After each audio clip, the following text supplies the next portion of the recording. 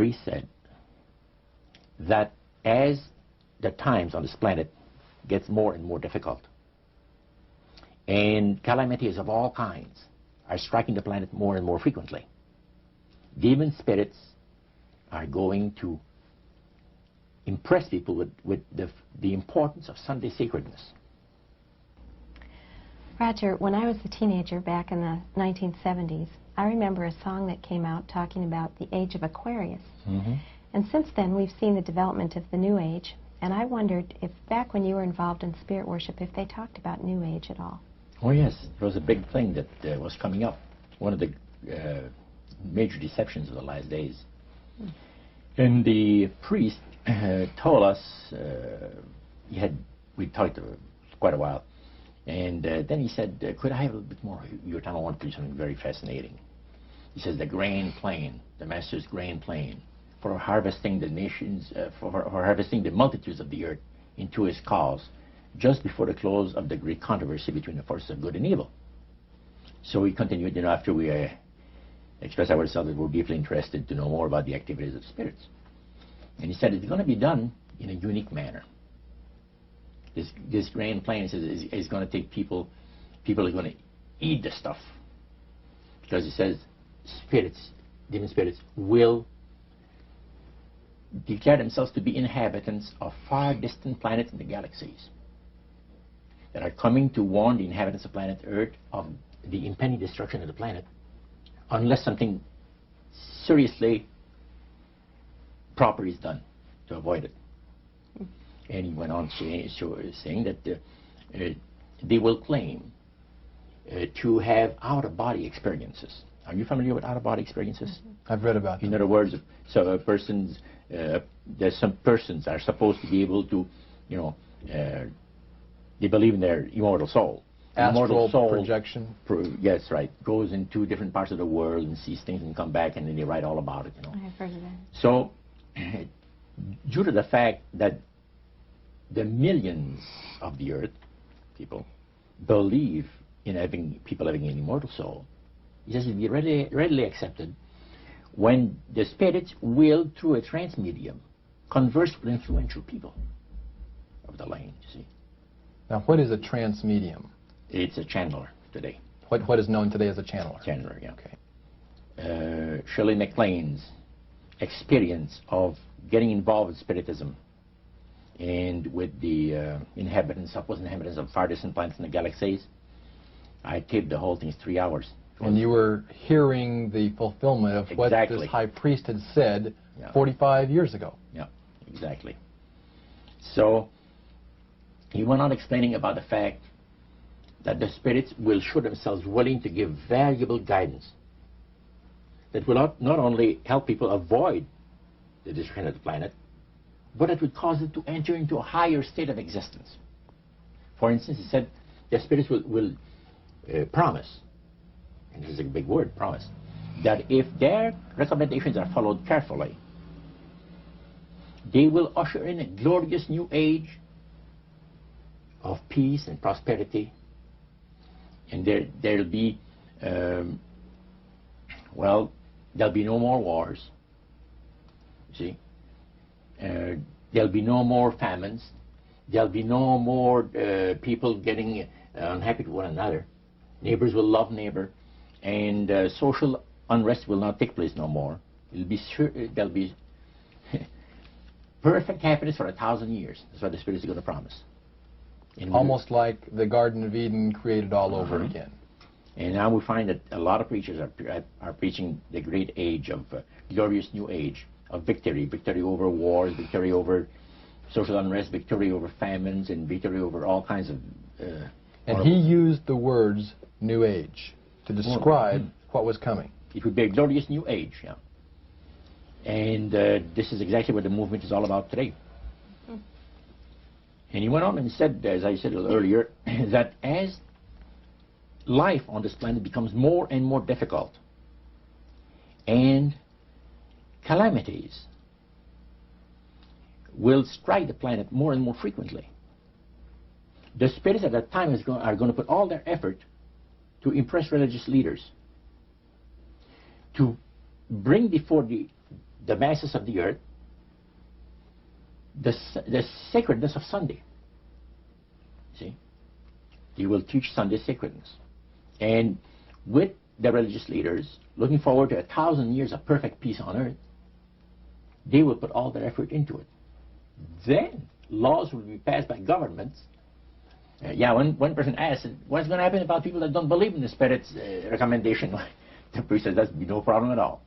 Laws will be passed by governments that will force people to go along with it, regardless of whether they believe in it or not.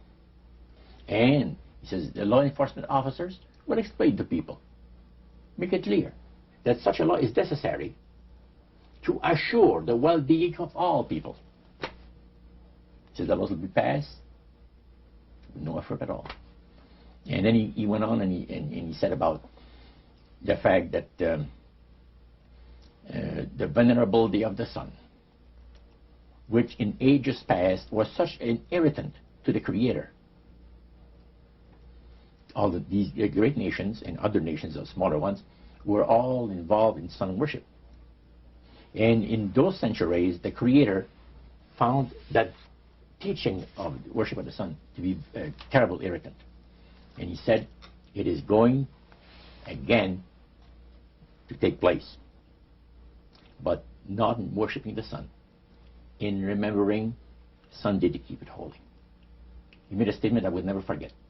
He says, by the observance of the day upon which the master, Satan, has placed the unction of his authority and power,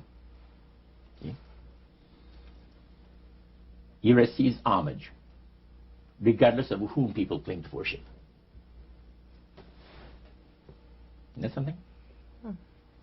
So, can you understand now why I had 28 Bible studies in 1 week and started to go to church on Sabbath? And I never missed since until I became sick. The issue of a day of worship came up in that meeting. Was Sunday the only day mentioned? Well, you see, the priest mentioned, yes, about the fact Satan has chosen Sunday as his day. The Creator has chosen the seventh day of the week. Lucifer has chosen to call his day the first day of the week, Sunday. See? And regardless of what people claim to worship, worshiping God, the Creator, by observing that day, that particular day, they are bringing homage and respect. Now, at that time in your life, you were 20 years old or so. Had you ever heard of a Seventh Day Adventist? Never in my life. In that meeting... They didn't talk about Seventh Day Adventist. They talked strictly about Adventist. Well, they just talked... But they did... The word Adventist was mentioned. The priest was telling us that necromancy, as I mentioned earlier, is the belief that the dead have entered into a higher state of existence, etc. And he says, for centuries, friendly demon spirits have worked diligently to establish and uphold in the religious convictions of all people the belief that man has an immortal soul. See? Then he boasted about the fact that the master was so smart in that he had deceived the whole world, even in this age of great scientific knowledge and understanding. Then one person put his hand up. And that priest says, yes, we want to say something? He says, what about the Adventists? You can't count them deceived regarding the state of the dead. And I got a question. What about, how come that they can't be brought under the great deception? The priest said, you're right. I apologize, says here, I made a mistake. When I said that all the millions of people living on the face of this planet, everybody, was honoring the great master. I forgot the Adventists. They're so few in number, when you figure the billions and all people, I didn't even think of mentioning it. So I'm sorry. Then he says, secondly, the reason why they can't be brought under the great deception, let me explain about it. Now he said, my next statement is going to upset some of you. But what I'm telling you is the honest truth. It is factual. It's reality. The fact that the Adventists observe the biblical Sabbath of creation and reverence the Creator on that day, it makes it impossible for the spirits to deceive them. They are giving very special help and great spiritual insight. And he said, under these conditions, they are not ordinary people. And that stayed with me, man, just like this. And when I heard the word Adventist, when several told me later on, which we're going to cover later, I asked him, I said, what denomination do you belong to? He said, I'm a Seventh Adventist. What's that again? He said, I'm a Seventh Adventist. I said, is that the same thing as Adventist? Oh yeah, he says, a lot of people call us the Adventists. They don't talk about the 70s. Same thing. Boy, I was interested. I bet you were. Now, I wanted to know what his Bible said. Yeah, I bet you did. Because that was the one group that under question only, the high priest of the demonic worship house. Yeah. The thing that he had said to you was, this is the one group that can't be deceived. That's right. And so somewhere back inside that that resistance you had came out, and you awoke.